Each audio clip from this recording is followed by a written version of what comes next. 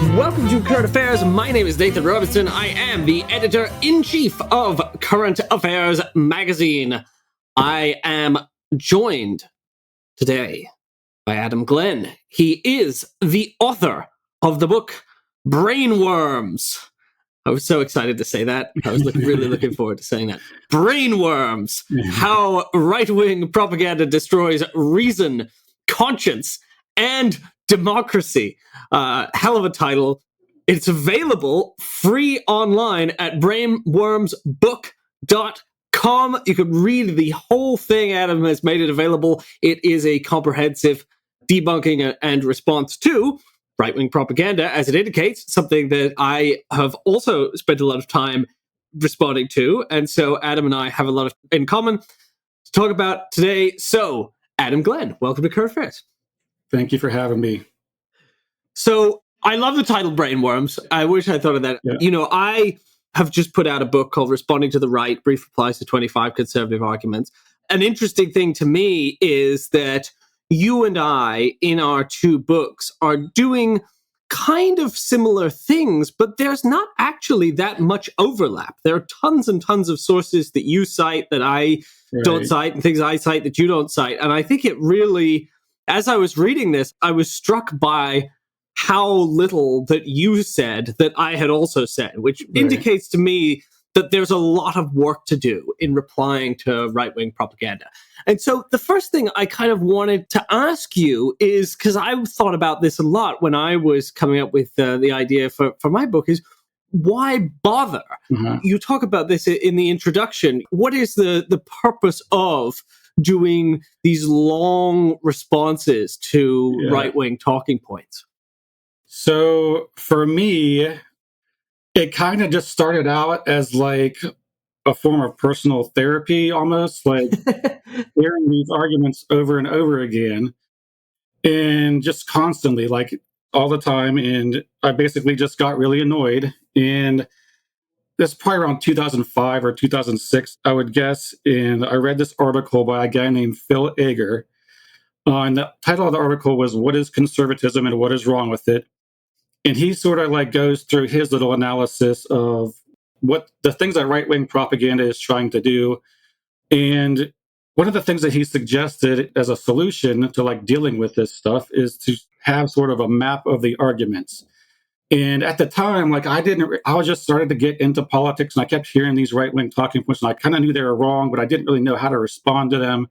But this idea of just having this sort of map of the arguments sounded like it made sense to me. So basically, I just started writing down these arguments and then just doing research over time.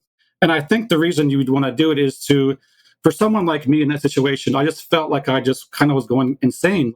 It was almost like a mental health thing, you know, and I thought maybe if I could help other people sort of understand these arguments as well and either be able to respond to them or at least not feel like being driven insane by these arguments constantly.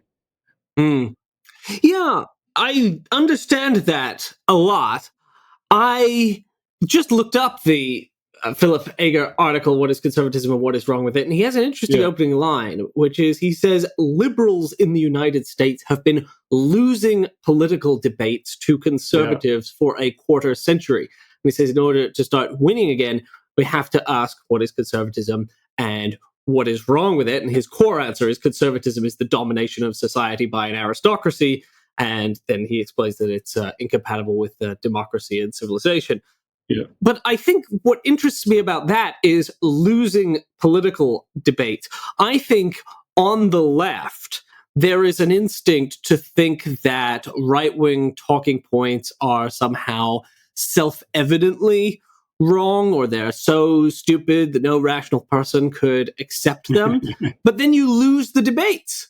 Right. And so I think that actually the talking points, one of the reasons why they are so frustrating and why you have to work them through and produce these long answers is because they can be very tempting. And sometimes you don't know how to respond to them, and they're frustrating because you know they're wrong, but they sound convincing.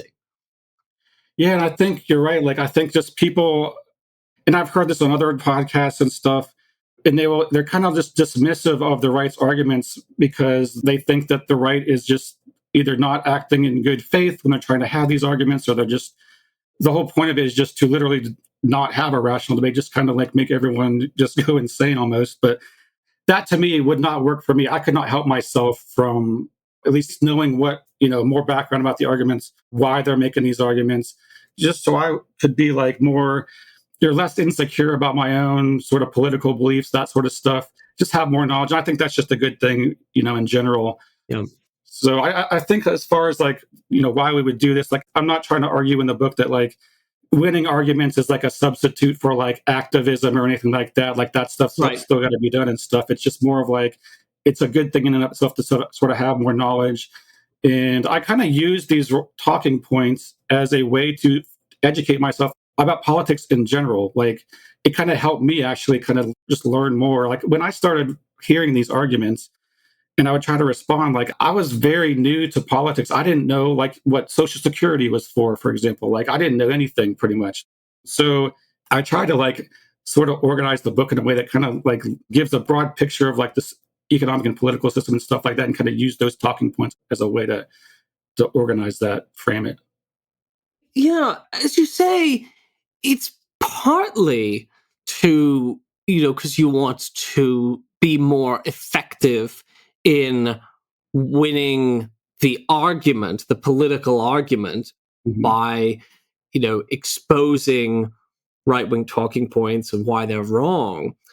But there is also something where by going through it clearly and by, as you do in here, saying, okay, well, let's think about how the market actually works. Let's think about what the causes of poverty really are. Let's think about these notions of personal responsibility and meritocracy and what fairness is. When you do that, you help to clarify your own thinking and your own ideas, and you help to understand, you almost help to yourself to understand why you believe what you believe. I mean, it's something that I've come to think in recent years is that a lot of us can be right without knowing why we're right. Like we can't articulate, we know that something is true, but we haven't done the work of thinking through exactly why it's true. We're fairly confident in it. There's something, we know the other position is wrong, but we really haven't gone through and carefully worked through, okay, this is why it's wrong. And so I think what I hope to contribute with my book, and I think what your book does spectacularly, is to help people understand that if they have these instincts that these talking points are fallacious and bad, it helps them put these things into words so they don't just have to have these feelings of frustration and feeling inarticulate. You don't want to feel inarticulate. So this helps you articulate things. I think that's right. Like, I think like part of the reason I was so frustrated is because, and I realized this over time, because I would notice, like, as I started understanding these arguments better and writing them down and responding to people, I would get less and less pissed off over time at people. And I think the reason I was pissed off so much was because I was frustrated with myself not understanding the arguments well enough to articulate. I really like what you do because you put things into simple language and clear, direct thoughts, right? I almost feel like my brain is taking a bath reading your writing in a certain way because it's so clarifying. I'm glad you think that, because that was definitely one of the goals. Is like, I also don't want, like, I kind of wrote it to what, like, something I wish I would have had when I first started reading about politics, which would not have been like a huge 500-page book, like that's really dense, with just kind of, I want something easy to understand, as quickest way possible, to get a sufficient baseline level of knowledge to where you could sort of like, and have a broad enough swath of the arguments that you understand, that you could sort of have a way to think about these different talking points when you hear them. We've discussed the purposes of doing this kind of writing, and you and I, hope that the readers of both of our books, and I think these books work really well as a pair, we hope that our readers come away with those sensations of being better equipped to deal with these arguments when they hear them, and also to have that feeling of clarity and a deeper understanding of your own beliefs. But let's get to the meat of it and what you're actually writing about in this book. Yeah. When you were starting to think about, well, what are the big things that I need to respond to in this book? What were the kind of big things that you felt really you wanted to get at here? I mean, the thing that I kind of always go back to is sort of what Ager was mentioning, and it's that, like, okay, what is the point of the right's propaganda? Like, who's benefiting from these arguments? If they're making these arguments, it's usually to lower their taxes or whatever, to give employers more power over employees or whatever. So I always go back to, like, the reason they're doing this is because they're trying to hog all the stuff for themselves. They're trying to screw the normal guy over or whatever, the normal workers over, that sort of thing. But as far as like specific topics, basically how that kind of arose, I mean, a lot of it's just based on my personal experience. Like, the talking points that I found to be irritating, but B, stuff that I could use to better explain sort of these broad topics that you're talking about. So, like, economics, the historical development of capitalism, that sort of stuff, how the media works, those sort of things. So, and just the idea of conservatism in general. So that, like, there are sort of these broad topics that these arguments I kept finding kind of fit into. Like, it's not perfect, but in general, it kind of follows a structure where there's these sort of, each chapter has a theme, whether it's conservatism or classical liberalism or constitutionalism is a big one. So I always hear these arguments made about, like, how we shouldn't do something because it doesn't follow the original intent of the framers or something like that. So there are these big themes, and the themes kind of just developed organically over time. Stuff shifted back and forth during that time, but yeah, it's a lot of it's just my personal experience. I'm kind of curious, like you said, that our books don't overlap a ton. I'm kind of curious, like, as to what exactly is in your book too, because I think. Well, they do and they don't. I mean, I organize mine around various talking points like the minimum wage or abortion. Yeah. Or, let's see, there's a war on Christianity, or the Nazis were socialists. There's another one. I got that one in mind. So that's some overlap right there for sure. Yeah. I mean, we have overlap. I think that you make the number of the points you do, but you organize things very differently. Yeah. Because you organize these things around these kind of concepts or these pieces of rhetoric. So, as you say, like, you interrogate the concept of conservatism, the concept of classical liberalism, the concept of constitutionalism, the idea of capitalism, Econ 101, personal responsibility, political correctness. And so I kind of deal with these, like, a particular kind of talking point. You do the same, but you also, like, have these sort of philosophical discussions about, okay, well, what is this? What is capitalism really? Yeah, I mean, it's definitely, I guess, organizationally, it's more like, philosophical concepts, I guess, is sort of more how they end up being organized. And a lot of these, I would hear them together, like the stuff about the Constitution or whatever. Like, I'd hear these arguments sort of made, not maybe at the exact same time, but they seem to be very similar in how, like, they were attacking, or they were or trying to, whether it's delegitimizing the welfare state or whatever. Like, they seem to me related somehow. And there's sort of a progression they sometimes go through. So, like, they'll start out by saying, like, it doesn't follow the original intent of the Constitution. And then that's something that sort of goes along with that, is they'll say, like, well, part of that original intent is, like, the framers only intended for us to have, like, these 14 specific powers that are enumerated. And they go from there to, like, saying, well, like, the 10th Amendment kind of, like, ensures that that's, what we should do or whatever. What those seem to me to be doing, they're sort of like indirect attacks on democracy, I guess I would say. Mm-hmm. So I kind of put in, like, this idea of, like, having, like, so you'll hear them say, like, well, the U.S. is a republic, not a democracy. Whenever, like, people complain about, we're not implementing reforms that the majority favors, or the Senate is undemocratic or whatever. And same thing with the idea that democracy is just mob rule. Like, to me, those things sort of go together. But like when they're arguing for constitutionalism, what they're really arguing is against democracy, in my mind. Mm-hmm. So they kind of fit together conceptually like that. I tried to put them together in a way that made sense to me. I don't know if it was the best way to organize it, but it kind of made sense, just in my experience, how I encountered the arguments. I think it very much works. Perhaps you could give us an example of a right-wing, whether it's constitutionalism or one of the other ones that you talk about. Give us an example of something that sounds superficially persuasive, like what the best case for it is, and why conservatives succeed in persuading people or succeed in getting this idea out, and then what you think is the information that we need, because you use a lot of factual sources in your book. There's a lot of history, of statistics, of things that are necessary in order to understand why it's wrong. Okay.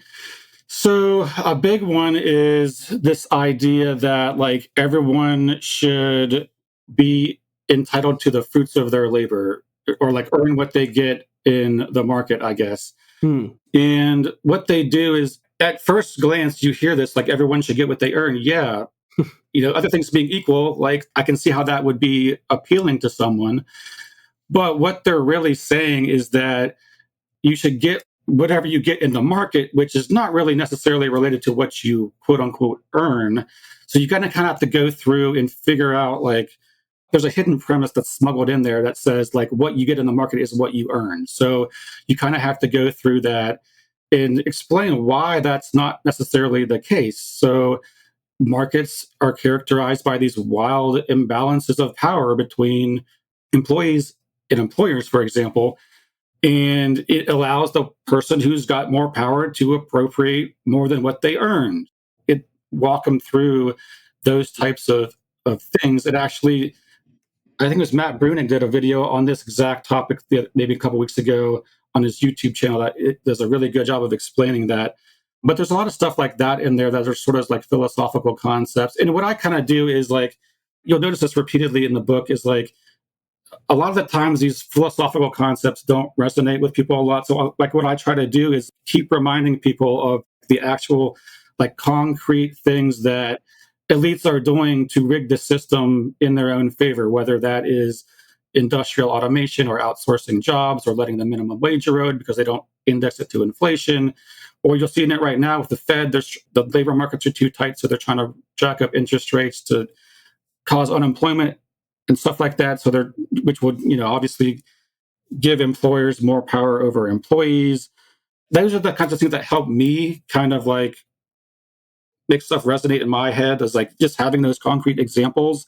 Right. So that people see that like the system we have is not like a natural thing. It's something that creates these imbalances of power in the economy. Yeah, I think that's critically important, is showing people that things that look like just, I think you mentioned this attempt on the right to convince people that something is the way the world works. Right, And to show people that, in fact, things that seem like the way the world works are often artificial. If you look at history, you see that they developed over time. You talk about the legal decisions that created the modern corporation. You talk about, how the American economy as it is today came into being. You compare and contrast it with other economies around the world in order to show people that what is often presented as a kind of natural free market, this is just what you get when you let the forces of capitalism unfold according to their pristine internal logic, is in fact constructed and can be changed. Right. Exactly. Yeah. And a big part of that, you mentioned the judicial decisions that happened over time throughout the 19th century. I think that is something that I don't hear a lot of people talking about. So this is like in the first chapter on conservatism. And one of the ideas, or one of the principles that supposedly defines conservatism, is favoring judicial restraint over judicial activism. So they'll always complain that liberal judges are legislating from the bench or whatever, whenever we enact policies they don't like, or the judges allow the policies. And what they don't tell you is that, like, the system that they favor, this whole capitalist system we have, is the result of a series of judicial activism by right-wing judges throughout history that alter the nature of things like property rights and contracts and that sort of stuff, and sort of help funnel society's wealth into the hands of these shareholders and corporations. And that's kind of like this. There's this long history before we got to the point we're at now that a lot of people don't really, at least I don't hear it very often. There's been a few books, but it's not something I hear in like everyday conversation between, even among the left. So that's something I wanted to include in there. Yeah. That's an example of something that I didn't touch on in responding to the right that you talk about in Brainworms, is the history of these cases that made the contemporary economy. It's really valuable stuff. And another thing that you do that I think is quite valuable is, as I mentioned, these cross-economic comparisons with other countries. I think one reason that Americans find it hard to conceive of there being the possibility of things being very different than they are is because Americans are kept in the dark about what the rest of the world is like, right? And so you have talking points like, oh, well, having a generous social welfare state would slow down innovation. And then you point out that these companies like Skype and Spotify that come out of Stockholm, and you're like, well, you know, obviously they produce innovation in places where they also guarantee that people have healthcare. And, you know, you point out the way that the successful economies have developed around the world has been through the kinds of protectionist policies that are supposedly anathema to free market capitalism. And you basically, you know, through this actual evidence rather than just the pleasing rhetoric, you're able to penetrate the rhetoric and hopefully give people a vision of the alternate ways of organizing societies. Yeah, what I try to do is, what's helpful to me is like just providing like a brief historical sketch of some of these things, of how it's not like a novel or a big thick text of like history, but it's enough information that you can get sort of a broad historical context of some of these things, whether it's how, you know, free trade developed over time, or the history of racial discrimination or something like that. You know, there's little historical sketches in there that I try to provide to sort of give people more context, that I also think, you know, I wish I would have had those when I first started reading about politics, just to give me an introduction to like these kind of topics.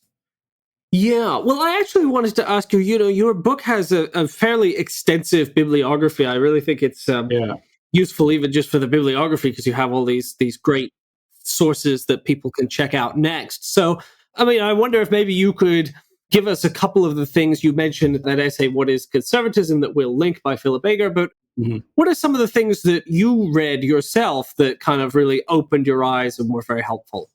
So here's what kind of happened with me is like around the 2007 financial crisis. And I'm not going to recommend these are the books people start with. I'm just telling you how I kind of progressed to it.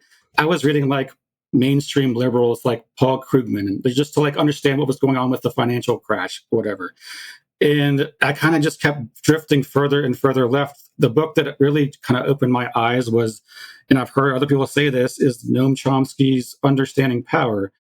That was kind of the one that like opened the door for everything else, you know. And I guess I kind of a lot of the books that I read were stuff that he would recommend. That would be his footnotes and stuff. Like we mentioned Free Trade, like, and I know you've probably recommended this book before. It's the Ha-Yun Chang book. I can't remember the exact name of that book now off the top of my head. Secret of Free Trade and the History of Capitalism, something like that. But that's, you know, one of the ones as far as like free trade goes. But there's a book that I really liked by a guy named Jason Hickel, and it talks a lot about like the early history of capitalism. That's sort of what I like most about that book. Yeah, that I thought was really useful. Hickel's great. He's written for Current Affairs a few times. Okay, yeah. So as far as conservatism itself, there's one that stood out to me. I'm kind of just looking through my bibliography right now. Yeah. From the New Deal to the New Right, Race and the Southern Origins of Modern Conservatism by Joseph Lowndes. There's a chapter in my book that draws heavily on that, and just kind of shows the history of the modern Republican Party and sort of how that developed over the second half of the 20th century to now. That was really useful. Yeah, I should say there's dozens of every topic that you have in your bibliography. Yeah. You have all these recommendations. So we will link this for people to check out, because you have, probably a total of 100 or so. Right. People could build an entire library from your bibliography here, and it's great. I have your book on socialism listed on there too, by the way. I expected you to say, I didn't know for sure, but I thought you were probably going to say that you were heavily Chomsky influenced, because you can always tell a Chomsky influenced leftist, because there's always first off, it's clear language, right? Because there are a few things that Chomsky does that are great, which is he doesn't write for academics. He writes for everyday people. There are no words that you don't know. Extensive footnotes and bibliography, proving every point. That's another Chomsky thing. I could sniff it. As I was reading this, I was like, oh, you're a fellow Chomsky influenced leftist. Yeah. He's the one that kind of shifted the way I think, for sure. I also think that's the one, I think it was Aaron Schwartz who said that was the book that kind of changed how he thought too. But yeah, I mean, I'm sure it's the same case with a lot of people, but Chomsky's definitely up there. Understanding Power is great. There's a 400-page PDF of endnotes for Understanding Power, which is also incredibly useful. It, too, has a massive bibliography. Yeah, there's tons of good stuff in your bibliography, too, including a bunch of people who've been on the Current Affairs podcast before, like Timothy Faust, Elizabeth Anderson, Keeanga Yamada-Taylor. So people can, for some of these, they can listen to interviews that I eventually done with the people once they've read the book. They can. Yeah, I mean, just to give you guys a shout out, literally, that's you and Matt Brunig, Ryan Cooper, Ben Burgess, those four people, my favorite of the past 5 or 10 years. And you guys really helped me kind of think more clearly about these issues. So you guys deserve a lot of credit for just helping me think about these things better. And one of the things I like about you guys and the other people you have on Current Affairs, with your podcasts and stuff, is just that clear, concise way of thinking through the arguments. I think just kind of really helped me. There's not a lot of fluff. It's just you guys get down to the point. That's sort of what I try to do. Yeah, that's an interesting. Those guys, I've interviewed all of them, and some of them, I think, actually, they've all written for the magazine too.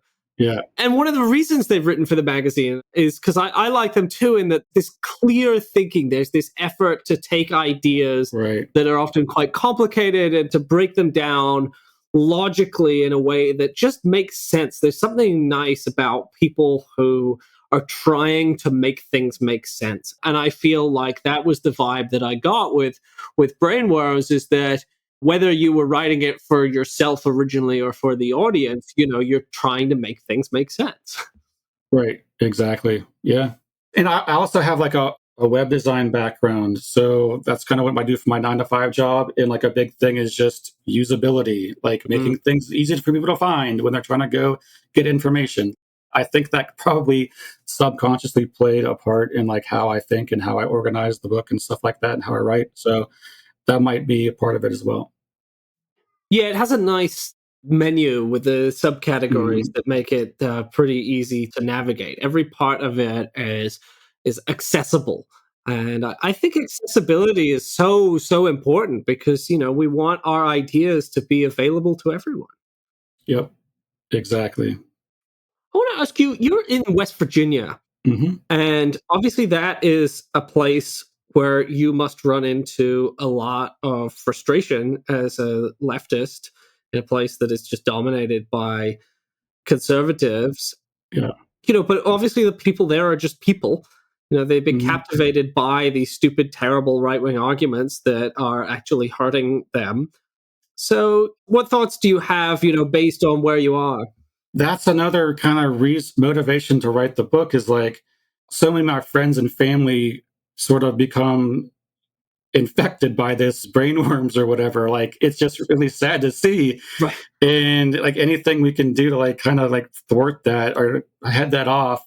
I'm not saying we're going to go out and convince everyone who's already conservative to change their mind, but if these arguments get out there, maybe it will kind of reduce that. But as far as being in West Virginia, yeah, like I mean, I was brought up as a conservative. My whole family is. I was brought up on Rush Limbaugh and Bill O'Reilly. Whenever I flipped, that might be kind of why I was drawn to like the arguments. It's like I grew up thinking these things. It's like, man, it's just crazy that people can think this stuff. Maybe it's kind of like a subconscious motivation or something to help why I was interested in it to begin with. But I'm kind of like not in the most conservative part of West Virginia. I'm probably in the most liberal part of it. But still, if I go to the bar, I'm hearing the craziest crap you can think of. Like, it's definitely everywhere. I don't know. It's kind of been a personal thing with me, like just growing up as a conservative and then sort of being converted at some point. Definitely have empathy for people. Yeah. Yeah.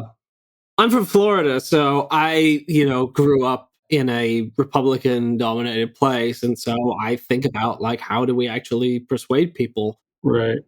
Yeah, I want to return to that your title, brainworms, because I always think titles are fascinating to dwell on, because I do think that's a perfect title, because there's been all this coverage of people whose parents or grandparents or relatives have become like sucked in to Fox News, and it's like destroyed them. It's turned them paranoid and angry and suspicious. And of course, some of them died of coronavirus because they wouldn't get vaccinated. Like, it's been horrible. Right. And there is like one other little anecdote I have. Like, I don't advocate like we go and try to convince people who are already brainwashed or whatever. But I said I was kind of converted earlier. Like, the reason I was converted to at least not be conservative and kind of open my mind up to alternate points of view is I kept getting into arguments with people and trying to argue conservative points of view. And I basically kept getting owned like by people who knew more than me, like it had better arguments. I'm not saying that's an effective strategy overall, but it is possible. I don't know. Like, I guess I'm an example of it. People can change their mind if they're not fully down the, right wing rabbit hole or whatever. So yeah, and again, that's another thing is like anything that I can do to like mitigate that phenomena or reduce that is kind of just a reason in itself to have a book like this. Yeah, as I say, I like dwelling perhaps excessively on titles because as I think about brainworms, it's a very vivid image, and it really is like these little things that the right develops. Yeah. Personal responsibility or free markets or, as you say, constitutionalism, original intent. They are things that lodge in people's brains. Yeah. And, it takes effort to kind of extract them and show how poisonous and toxic it is.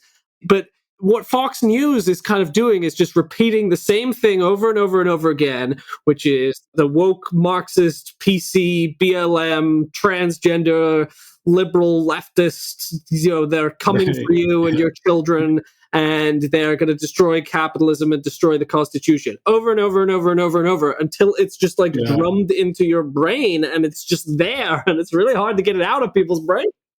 One of the interesting things, going back to that Phil Ager article, is what he shows in that is that basically, and I think this probably has a lot to do with how effective these ideas are a lot of the time, is the right basically just takes any criticism of the aristocracy or whatever and literally just flips it around on its head and just repeats it a bunch of times, as many times as they can. And people start to think like, it's not these people who are taking your money or the elites, it's somebody else. Mm-hmm. The repetition point is really good, but I think a lot of it is like they're just stealing the ideas that are good ideas that are critiques of from the left against the right and just flipping them on their head literally and just repeating them a bunch of times. Yeah. And it's also the effort to cast the weakest and poorest members of society as the strongest. Exactly. This is characteristic of right-wing arguments. It's also obviously in fascism. is what they do, is take people who are marginalized and oppressed and build them up as the powerful in society. They're coming for you and they're threatening you. And the immigrants in detention, who are washing your dishes are, a horde of invaders who are destroying civilization, when in fact, you are a member of the stronger group and they are a member of the weaker group. Yeah, there's a section on that. It's on the last part of the book, or the last chapter is called the PC Thought Police.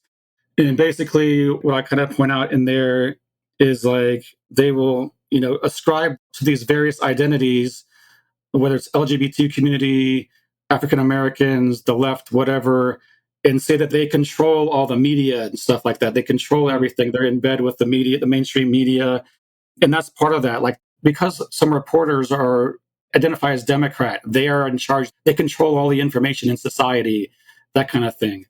And you're right. It makes it seem like the people who don't have the power are the ones that are really the ones that have all the power. And it's pretty just crazy.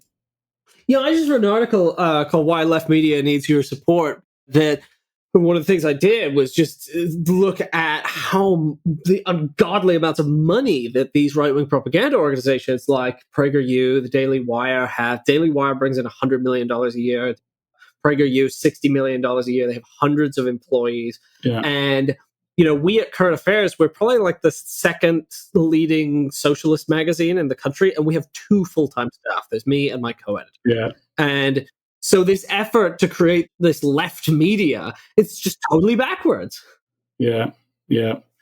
That's another thing, is like they'll cherry pick, or they'll say like, oh, it's the left has George Soros and he's funding all this stuff or whatever, when in reality, all the money is on one side and it's not the left. Like, obviously, like it's one of those things where they're flipping this. They're just taking the critique that as a legitimate critique of the media and flipping it around without any evidence and just repeating it over and over again. Yeah. But I think that one thing that you and I hope to do in our work is we operate a little bit on the assumption, and I don't want to put words in your mouth, that you can sort of pour pesticide on the worms once you teach people how to spot this stuff. Like, they will never be convinced by it again. Because once you understand the amount of money that PragerU has versus the amount of money that Current Affairs has, you start to see the world, like the relations of power between left and right, a little differently, I think. Or once you start to see these facts about global development, these facts about economies around the world and healthcare systems around the world, you can't unsee those facts. Yeah, I saw you tweet out the other day, just in jest, about how your book was going to like win the battle against the right once and for all, or whatever. And like you had to follow up, like, if you read this book, you can't possibly think.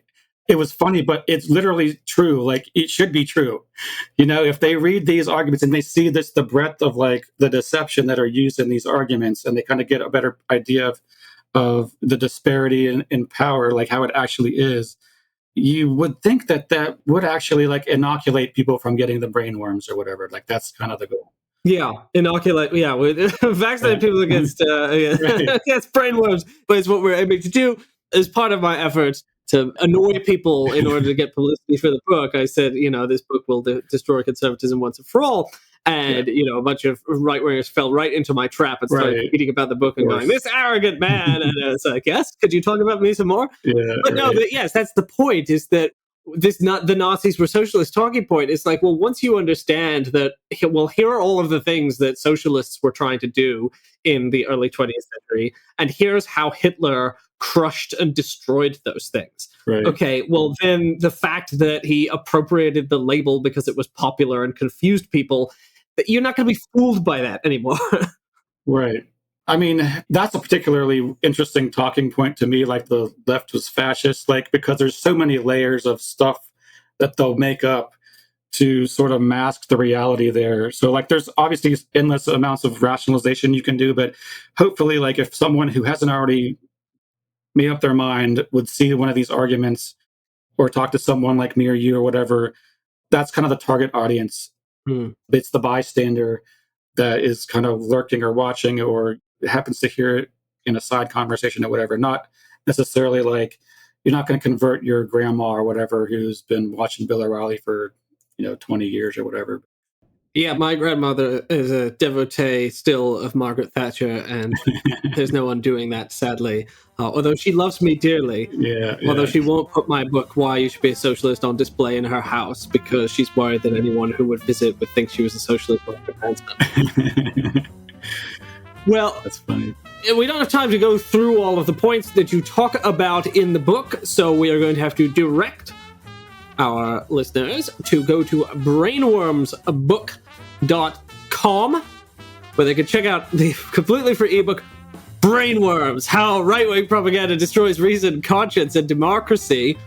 My book you have to pay for. Adam's book is free, so if you don't have any money, you can read Adam's book. But I think that you should buy my book and read Adam's book at brainwormsbook.com. Adam, Glenn, thank you so much for joining us on Current Affairs today. Thank you. Appreciate it.